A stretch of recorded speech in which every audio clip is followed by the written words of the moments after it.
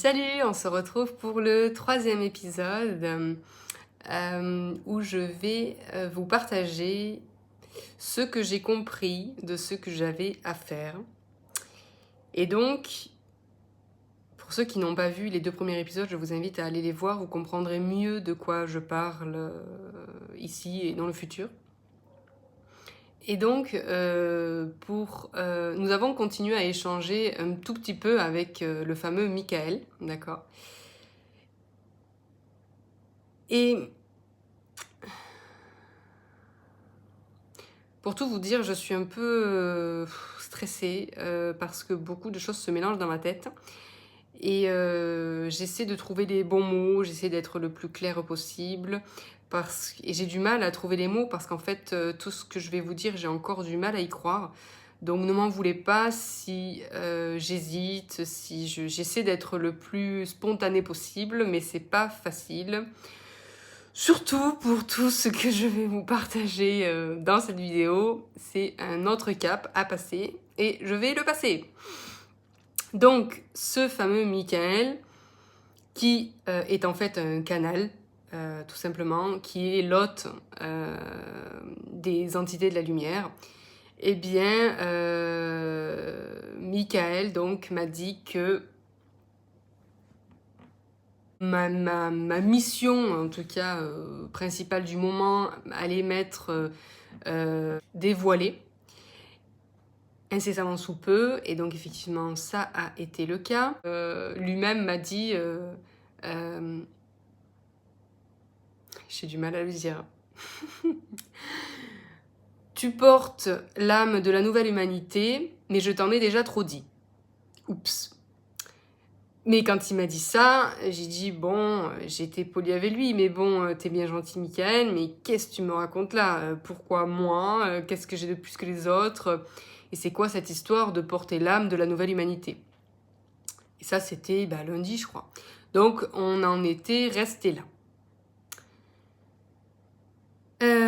Sauf que, bien évidemment, s'en est suivi des choses assez ouf par la suite, très rapidement.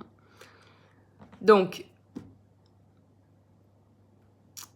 entre-temps, il y a une personne du Québec qui m'écrit et qui me dit « Amandine, tout ce que tu racontes, ça me fait penser à un dessin animé, à un film dont le nom est Epic. E-P-I-C. » Alors, il se trouve que j'ai Disney Channel+, donc je suis mardi, je suis allée voir ce fameux film.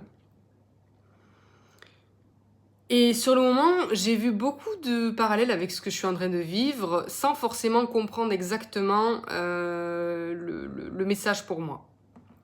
Je vais vous raconter, pour ceux qui ne connaissent pas le film, je vais vous résumer simplement le film. Donc en fait, c'est l'histoire d'une dame de la forêt, qui porte l'âme de la forêt. Tous ces petits bonhommes vivent dans la forêt et ils ont une reine, on pourrait dire, qui est une dame et qui est l'âme de la forêt. Elle porte l'âme de la forêt. Et à sa mort, elle doit passer son pouvoir. Elle doit passer cette âme à une remplaçante. Et donc à sa mort, elle doit infuser son pouvoir, cette âme, dans un bourgeon qui doit être humidifié et protégé jusqu'à éclosion à la lumière de la pleine lune et à une histoire avec le solstice d'été. À sa naissance, donc c'est-à-dire à son éclosion, lorsque ce bourgeon éclot, son pouvoir est donné à une nouvelle dame de la forêt, qui deviendra la nouvelle âme de la forêt. Donc voilà. Donc en gros, il y a une âme, il y a une dame de la forêt qui porte une âme de la forêt, et lorsqu'elle meurt, cette âme, en tout cas ce pouvoir, est transféré dans un bourgeon. Et ce bourgeon doit être protégé jusqu'à éclosion pour libérer la nouvelle âme. C'est qu'après coup que j'ai compris le message. Ce que ce film essayait de me dire, ce que Gaïa essayait de me dire. En fait, Gaïa, vous le savez certainement, c'est une âme. Gaïa, c'est l'âme de la terre-mère.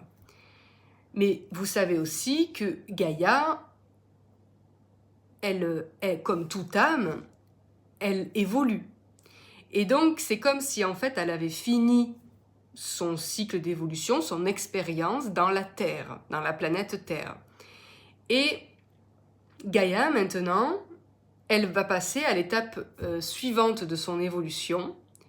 Et donc, je ne sais pas si elle va quitter son incarnation dans la planète et aller dans une autre planète, ou si elle va rester dans ce même corps qu'est la planète et évoluer vers la nouvelle étape.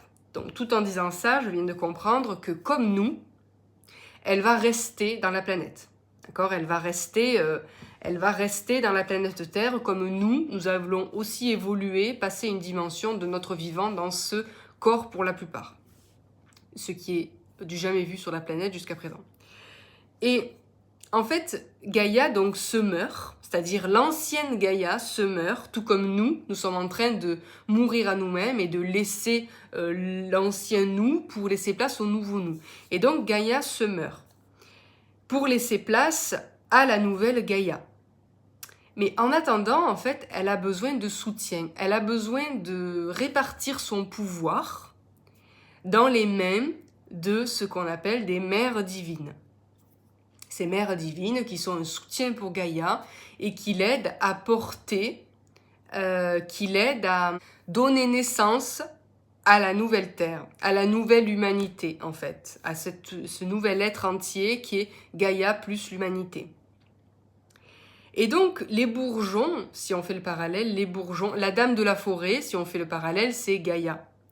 Les bourgeons, le bourgeon dans le dessin animé, ce sont en fait les mères divines, donc des femmes qui ont été choisies sur Terre pour porter en elles une part de ce qui est à naître, donc une part du bourgeon, pour que le moment venu, en fait, ce que les mères divines portent en elles, soit rendu à l'âme, à la dame de la forêt, donc à la planète. Donc en fait, certaines femmes sont en gestation, aident à la gestation de la nouvelle humanité. Voilà ce que j'ai compris de ce fameux dessin animé, qui est juste incroyable, d'accord ? Parce que tout ça se fait suite, est comme un aboutissement d'une succession d'incompréhensions depuis déjà un moment. Et c'est comme si en fait ça venait mettre un point d'honneur et me donner les réponses à toutes les questions que je me pose déjà depuis un moment. Donc petit rappel, je vous ai raconté dans le premier épisode la perte des os que j'ai eue donc dimanche 5 février au matin. Et s'en est suivi juste après, malheureusement, les gros séismes en Turquie et en Syrie, donc le 6 février. Il y en a eu 2. Aussitôt que j'ai reçu cette info, je tiens à dire que les infos viennent à moi, puisque je ne regarde plus du tout la télé, je ne suis plus du tout au courant de ce qui se passe dans le monde. Mais de temps en temps, des infos arrivent à moi, par l'intermédiaire de pubs ou par l'intermédiaire de vidéos qui s'ouvrent devant moi, juste pour me délivrer ce que j'ai besoin de savoir à l'instant T de l'extérieur. Je vis un peu comme en autarcie déjà depuis un mois, à l'intérieur de moi. Et donc là, l'info qui m'est donnée donc le lundi 6 février, c'est qu'effectivement, il y a eu 2 malheureux séismes en Turquie, Syrie. Et la première chose qui m'est venue, c'est le travail a commencé. Je tiens à dire que j'ai perdu les os le 5 février, qui était un jour de pleine lune. Je tiens juste à le préciser, je ne sais pas exactement ce que ça veut dire, mais c'est pas anodin de perdre les os un jour de pleine lune. Et s'en est suivi donc ces séismes juste après, qui viennent en fait confirmer le fait que Gaïa est en pleine transformation. Et que ces transformations se traduisent par des contractions de la planète. Des intempéries, des séismes qui se font de plus en plus fréquents et qui, je pense, vont être de plus en plus fréquents, même si je suis certaine que Gaïa fait au mieux pour que ça se passe au mieux, d'accord ? Je tiens à préciser aussi que j'ai donc enlevé le stérilet le mardi, donc le mardi 7 février au matin. Je vous avais dit que je le ferais, que je sentais que je devais le faire. Et donc je l'ai fait. Ça a été une vraie libération quand je l'ai fait. L'utérus a travaillé un petit peu, mais bon, ça je pense que c'est normal. Et depuis, bon, rien à signaler au niveau de l'utérus. Mais voilà, je tenais à le dire pour que le fil soit cohérent. Je tiens à préciser aussi qu'entre-temps, j'ai médité sur cette histoire d'utérus et une personne m'a donné aussi son retour sur l'utérus et sur le fait d'enlever le stérilet. Le stérilet, c'est porte bien son nom, le stérilet c'est pour stériliser une zone, d'accord? Et là, eh bien, on met le stérilet dans l'utérus. L'utérus, c'est quoi? C'est le bassin de la création, c'est notre lien direct avec l'univers et avec la création. Donc je ne dis pas que les femmes qui ont un stérilet doivent l'enlever, certainement pas, surtout si vous n'avez pas l'élan particulier pour le faire, d'accord? Moi je n'ai rien contre le stérilet, d'ailleurs c'est pour ça que je l'ai porté pendant 4 ans. Mais aujourd'hui je ne l'enlève pas parce que j'ai peur du stérilet, je l'ai enlevé parce qu'une voix en moi, quelque chose en moi me disait enlève-le. Donc je l'ai enlevé. Et ça vient faire suite en fait à tout ce que je raconte là depuis quelques jours, où en fait cette zone a besoin de retrouver toute sa fertilité, non pas pour créer un enfant, mais pour créer quelque chose de bien plus grand. Et donc, ce que j'ai compris, d'après tous ces signes, ce que j'ai cru avoir comprendre avec tout ce qui s'est passé là ces quelques jours, ces jours passés, c'est que visiblement, je serai une sorte de mère divine. Alors attention, je vais vous expliquer après de quelle manière ça m'a rendu un peu dingo. Je ne suis pas la mère divine. Si mère divine je ne suis pas la seule mère divine. Il y a d'autres femmes en France et sur la planète qui portent ce rôle, qui ont ce rôle le temps nécessaire, d'accord? Le rôle est simplement de porter assistance à Gaïa. Gaïa, c'est comme si elle avait besoin en fait de couveuse, de soutien pour qu'elle puisse aussi faire les changements qui doivent être faits avec le moins de dégâts possible. Gaïa a beau être une âme super évoluée et très forte, il n'empêche qu'elle a aussi besoin de soutien, elle a aussi besoin qu'on la comprenne, elle a aussi besoin qu'on l'aime. Imaginez que Gaïa est une personne comme une autre, imaginez que Gaïa est un humain, et que Gaïa a des sentiments, Gaïa a des choses à traverser comme on a tous à traverser, elle a des choses à lâcher. En fait, elle fait exactement le même travail que nous individuellement. Ce n'est pas juste une planète, ce n'est pas juste une boule de terre. C'est bien un être vivant à part entière. Et donc, elle a besoin de soutien. Et donc, certains individus sur cette terre ont été choisis d'un commun accord à un certain niveau pour l'aider dans cette transition. Et en fait, aujourd'hui, si je parle de tout ça, bien que ça me faisait surtout très peur, c'est que toutes ces mères divines, toutes ces femmes qui m'entendent, je pense que les hommes ne peuvent pas avoir ce rôle, mais en tout cas peut-être pas de cette manière, mais peut-être que je me trompe, je n'en sais strictement rien, mais je pense qu'il faut un utérus pour pouvoir porter quelque chose, pour pouvoir porter la création, mais je ne me ferme pas au fait que peut-être des hommes aussi se reconnaîtront dans ce que je dis, et si c'est le cas, alors vraiment prenez le message comme il doit être pris. Mais en fait, aujourd'hui, c'est un peu comme un appel que je lance aux femmes qui se retrouvent dans ce que je décris, qui ont peur d'y croire. Croyez-moi, moi aussi, je suis dans cette peur-là, c'est-à-dire que je remets beaucoup en question tout ce que je vis, et d'ailleurs, je vous partagerai après ce qui m'a mené à finalement... la vérité que je dois regarder en face et que dont je ne peux plus détourner le regard. Donc ça, je vous expliquerai ça après. Mais aujourd'hui, c'est un appel que je lance à ces femmes, ou en tout cas aux personnes qui se retrouvent dans ce rôle-là, qui ont aussi l'impression d'être enceintes depuis plusieurs mois, voire plus d'1 an, qui ont fait plusieurs tests, mais sans jamais être vraiment enceintes, qui ont les mêmes symptômes que la grossesse, ce qui est mon cas, et qui ne comprennent pas pourquoi elles ont l'impression d'être enceintes alors qu'elles ne le sont pas. Voilà. Si c'est le cas pour vous, je ne dis pas que vous êtes des mères divines, mais questionnez-vous, demandez, moi je m'adresse à Dieu directement, demandez à Dieu qu'il vous réponde, qu'il vous donne des réponses concrètes. Et croyez-moi qu'il va le faire. Il va le faire. Moi, mes réponses, les réponses que je demande, les questions que je pose, n'ont jamais reçu aussi vite et aussi précisément des réponses que ces derniers jours. Il n'y a pas d'urgence, je ne suis pas en train de dire qu'il y a une urgence, mais simplement l'évolution se fera à hauteur de notre capacité à accepter pleinement notre rôle. Voilà, c'est tout. Donc il n'y a pas d'urgence en soi, il y a simplement qu'il faut comprendre qu'à un moment donné, nous avons choisi un rôle, même si nous n'en avons pas encore conscience pleinement, mais nous avons choisi un rôle. La vie veut nous remettre dans ce rôle, veut qu'on se souvienne de ce rôle, qu'on l'incarne pleinement pour que le plan puisse se dérouler le mieux possible. Plus on sera de mère divine à se reconnaître dans ce rôle et à l'accepter pleinement, plus Gaïa aura un meilleur soutien et plus les choses se feront en douceur. Moins il y aura d'intempéries violents, moins il y aura de séismes violents. Tout ça se fera avec beaucoup plus de fluidité. Et il est là mon rôle et c'est là où je l'ai compris, en fait, pas plus tard que hier et ce matin, où on m'a dit, en fait, Amandine, tu as un rôle à jouer et plus tu le joueras avec facilité, avec fluidité, plus les autres auront envie de faire pareil et du coup, mieux ça se passera.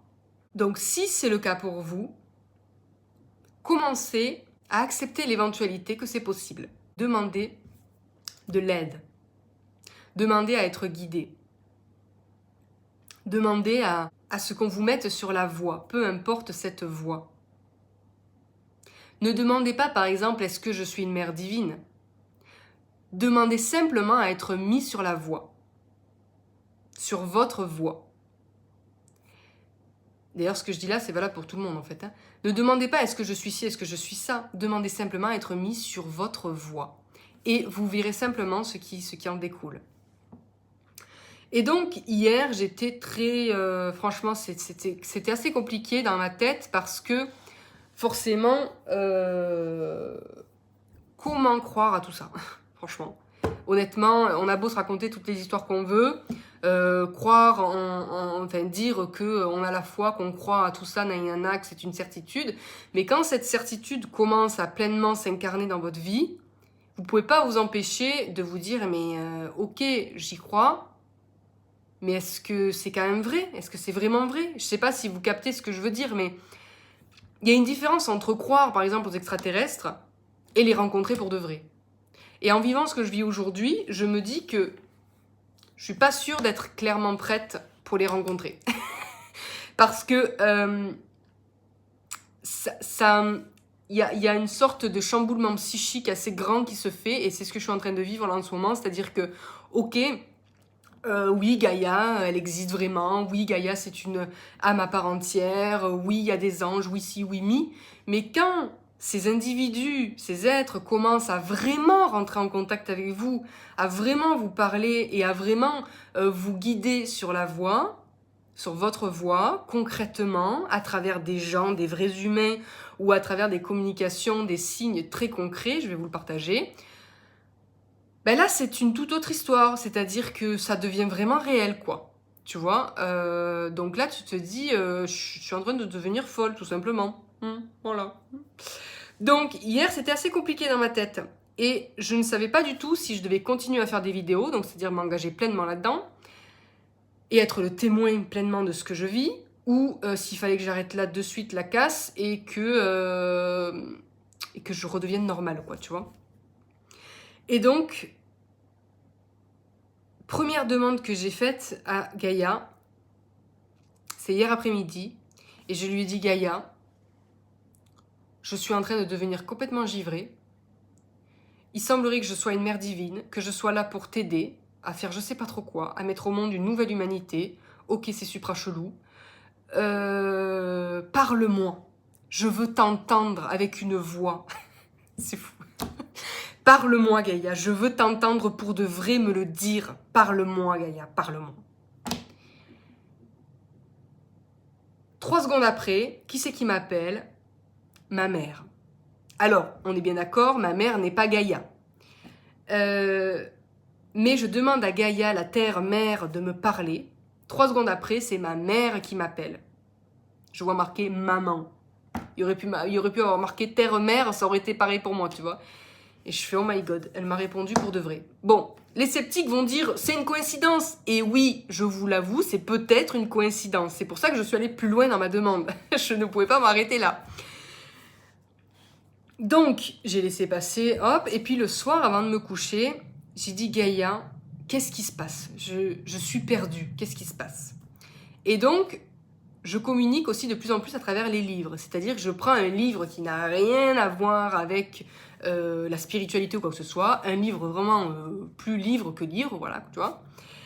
Je prends un livre et je lui dis, Gaïa, qu'est-ce qui se passe? Dis-moi, qu'est-ce qui se passe? J'ouvre le livre au hasard. En fait, ce que je fais, c'est que je ferme les yeux et je fais défiler les pages comme ça. À un moment donné, je m'arrête, j'ouvre le livre, je fais défiler mon doigt sur les lettres, sur les mots, toujours les yeux fermés. Et à un moment donné, je m'arrête sur un mot et c'est ma réponse à ma question. Et là, je m'arrête sur le mot embrouillé. Donc Gaïa me dit, en fait, tu es embrouillé, tu embrouilles tout, voilà, tu te tords trop les méninges. Je fais, oui, effectivement. Bon, là, j'ai passé un cap, je m'adresse directement à Dieu. Je dis, bon, Dieu, faut qu'on cause, je suis embrouillée, donc dis-moi clairement ce que je dois faire. Qu'est-ce que je dois faire? Quel est mon chemin?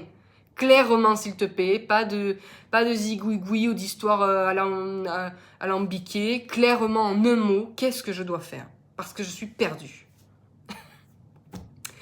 Je refais mon schmilblick, hop, et je m'arrête sur le mot témoignage. Donc clairement, Dieu me dit témoigne, ça fait déjà longtemps qu'on te le dit, c'est ce que tu dois faire à travers ta chaîne YouTube. Témoigne. Parce que j'ai voulu plusieurs fois arrêter la chaîne YouTube parce que je ne savais pas trop si ce que je faisais c'était bien. Et à chaque fois, on m'incitait à continuer. Donc là, clairement, on me dit témoigne. C'est ce que je disais dans la première vidéo, où que j'ai l'impression de devoir être le témoin de la naissance de la nouvelle humanité. Je dois être le témoin, en tout cas faire partie des témoins qui décrivent ce que Gaïa est en train de vivre. D'accord? J'ai vraiment l'impression de vivre ce que vit Gaïa par procuration, tu vois. Et surtout là, cette histoire d'accouchement incessamment sous peu. Ok, j'ai dit, ok Dieu, tu veux que je témoigne, mais ça va aider qui, ça va aider quoi? Parce que j'ai besoin de savoir pourquoi je fais ça, d'accord? Bon, ok, je recommence mon public et je tombe sur Michael. Alors Michael, rien à voir avec l'archange Michael, ce n'est pas du tout un livre sur les anges ou quoi que ce soit, c'est un bouquin comme un autre. Je tombe sur Michael, bon, l'archange Michael bien évidemment. Enfin bien évidemment, c'est mon interprétation. Ok. Donc j'ai dit, ben, en quoi ça aide Michael? Je le refais, je tombe sur le mot chargé. Donc Michael est chargé, ok, Michael est chargé de quoi? Je le refais, je tombe sur le mot gestation. Faut le faire quand même. Franchement, il faut le faire pour tomber sur le mot gestation, tu vois. Donc Michael est chargé de la gestation. Ok, la gestation, je suppose donc ben, de la nouvelle humanité, hein, ok. J'ai dit, ok, donc ensuite, est-ce que tu as d'autres choses à me dire? Je tombe sur le mot dissimuler et fermeté. Donc jusqu'à présent, cette gestation m'était peut-être dissimulée avec fermeté, je ne sais pas exactement, mais en tout cas, il y a tout un pan qui était dissimulé avec fermeté et qui est en train de s'ouvrir, de se faire savoir, d'être révélé. J'ai dit ok, et après? Et donc je tombe sur le mot après, justement. Donc Michael est chargé de la gestation qui était dissimulée avec fermeté, et après...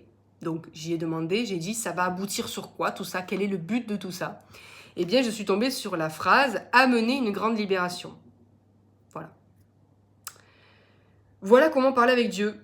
Parce que c'est vrai que parler avec les cartes c'est bien, mais je trouve que c'est très limitatif parce que ben, Dieu peut nous répondre qu'avec ce qui a marqué sur les cartes, vous comprenez? Et après, tout le reste, c'est de l'interprétation.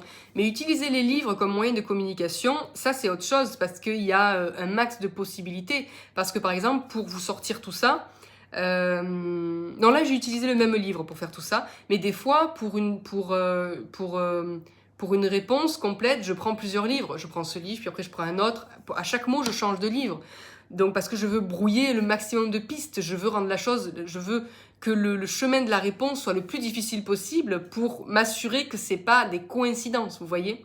Je suis vraiment dans une sorte de scepticisme assez poussé, mais un scepticisme sain, dans le sens où je veux pas m'inventer d'histoire, je veux pas croire en quelque chose, je veux vraiment la vérité, je veux vraiment que la lumière pure me parvienne, là pour le coup. C'est tellement important pour ma santé psychique que pour tout le reste que je veux mettre une bonne dose de scepticisme dans tout ce que je vis. Et c'est ça qui me maintient bien ancré, chose dont je n'étais pas capable il y a un certain temps, parce que je cherchais pas des preuves comme je fais aujourd'hui, mais aujourd'hui je cherche des preuves. Avant je prenais tout pour argent comptant et puis j'étais au pays des bisounours. Aujourd'hui je suis plutôt comme ça et j'ai besoin vraiment d'ancrer les choses et de m'assurer que je pars pas en sucette parce que c'est de plus en plus compliqué à gérer. Voilà comment communiquer avec Dieu si par exemple vous en avez envie ou avec tout autre être. Mais voilà où j'en suis aujourd'hui. Donc concrètement, qu'est-ce que ça change à ma vie? Pas grand-chose. Ou carrément tout en fait. Parce que j'ai compris plein de choses et notamment pourquoi la vie m'a mis à l'arrêt depuis plusieurs mois, même un an. Pourquoi en tout cas la vie me pousse à me mettre à l'arrêt, surtout depuis le printemps dernier. Tout simplement parce qu'en fait, je suis enceinte. Et donc je suis en congé maternité, en congé prénatal, tu vois. Et donc je comprends mieux pourquoi la vie me disait repose-toi, ne fais rien, et de manière ne m'a pas laissé l'opportunité de faire grand-chose, puisque toutes les portes me sont fermées. Je comprends aujourd'hui pourquoi la vie voulait que je me repose, pourquoi elle voulait que je prenne du temps pour moi. C'est ce qu'on conseille en fait à une maman qui va accoucher tout simplement.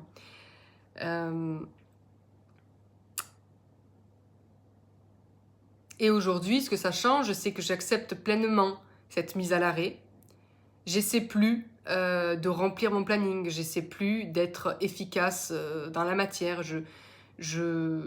J'accueille, je prends simplement ce qu'on me donne. Et si ce qu'on me donne, c'est du rien faire et du temps, eh bien je le prends. Parce que je sais que ça ne va pas durer éternellement. Je sais qu'à un moment donné, je vais accoucher, en tout cas avec les autres mères divines, et Gaïa.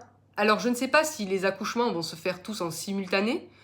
Je sais pas du tout. J'ai envie de dire non, que ça va pas être en simultané, que ça va se faire par vagues.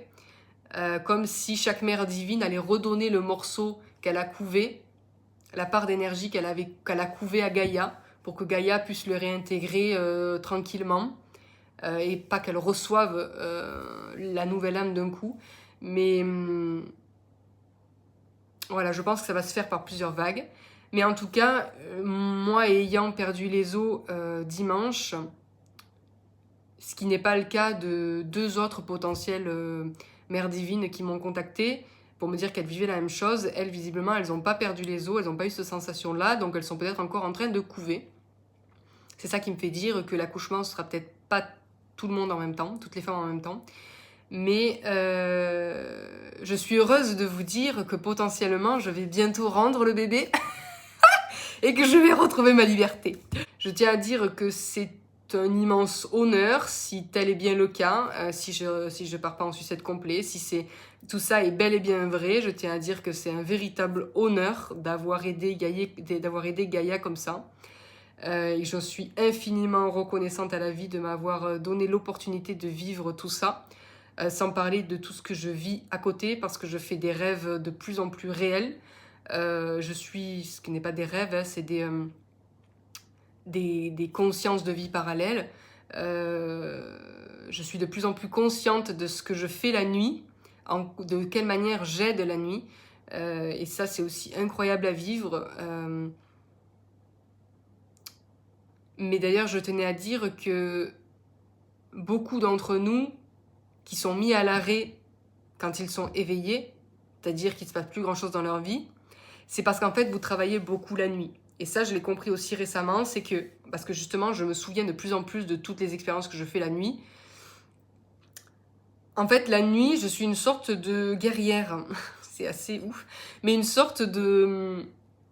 Ouais, une sorte, pas de justicière, mais une sorte de guerrière où en fait, Je passe d'une dimension à l'autre et j'effectue des missions, souvent très sombres. La dernière était extrêmement sombre, je ne vais pas la raconter, mais c'était assez sanglant, c'était horrible. Mais j'ai été témoin de quelque chose d'assez dégueulasse, et voilà. Mais il fallait le faire, donc je l'ai fait. Et donc en fait, je suis en train de me rendre compte qu'effectivement, la nuit, on ne dort pas, hein. Encore une fois, je n'ai rien d'exceptionnel. Vous aussi, vous bossez la nuit à plusieurs niveaux.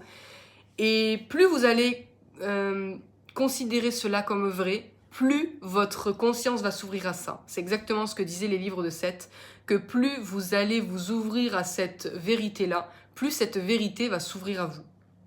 Et donc aujourd'hui, quand je m'endors, je sais très bien que la vie continue et que je pars en mission à droite ou à gauche, faire ce que j'ai à faire.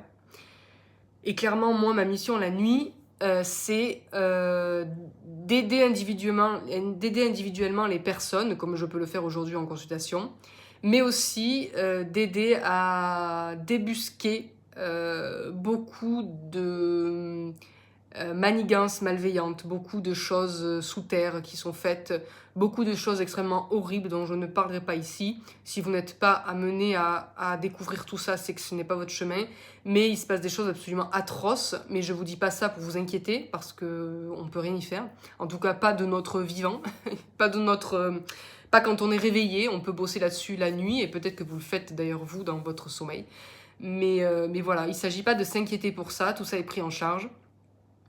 Mais voilà, si vous voulez vraiment vous souvenir, ouvrez-vous à l'impossible, ouvrez-vous à ce que vous considérez comme carrément impossible. Et là, ça commencera à s'ouvrir à vous et ce qui est en train de se passer avec moi, puisque je me souviens de plus en plus de ce que je fais la nuit.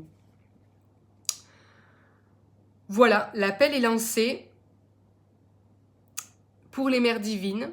Donc si vous le souhaitez, vous pouvez me contacter, si vous pensez en être, vous pouvez me contacter via mon site internet. Et je suis en train de créer un groupe WhatsApp pour réunir les mères divines. Pour l'instant, il ne se passe rien de particulier sur ce groupe, c'est juste histoire de les rassembler au cas où, parce que potentiellement, à un moment donné, je devrais peut-être communiquer avec chacune d'entre vous en privé.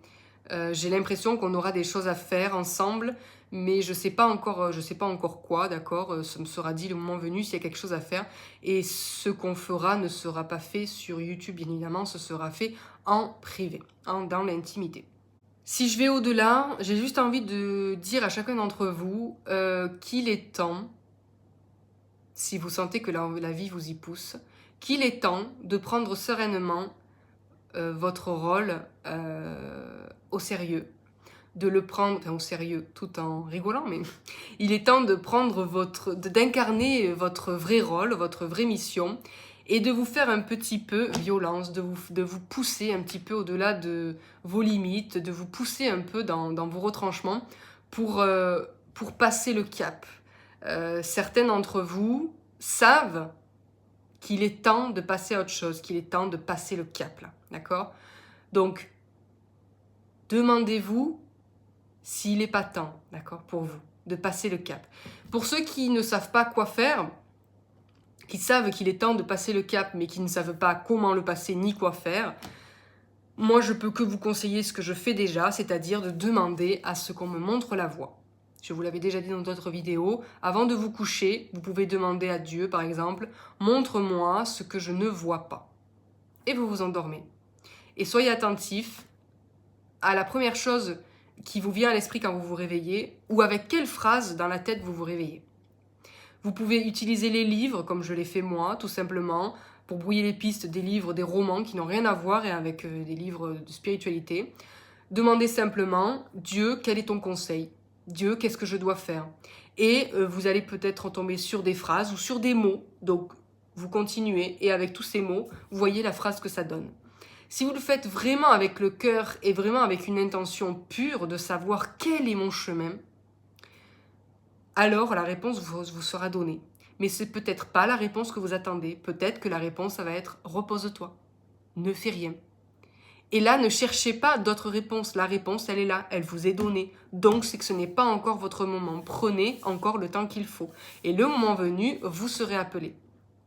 à faire ce que vous avez à faire. Mais j'ai envie de dire que pour beaucoup d'entre nous, il est plus temps de tergiverser. Il est temps de se lancer, vraiment. Et moi, tout a commencé il y a une semaine, lundi d'avant, le 31 janvier, je crois, quand j'ai officiellement fait ma vidéo en parlant du mariage d'Yvem, en disant que j'étais sur le point de m'engager avec le divin et que pour moi, symboliquement, le passage, c'était de m'en remettre au divin et de ne plus demander d'argent pour la plupart des choses que je propose.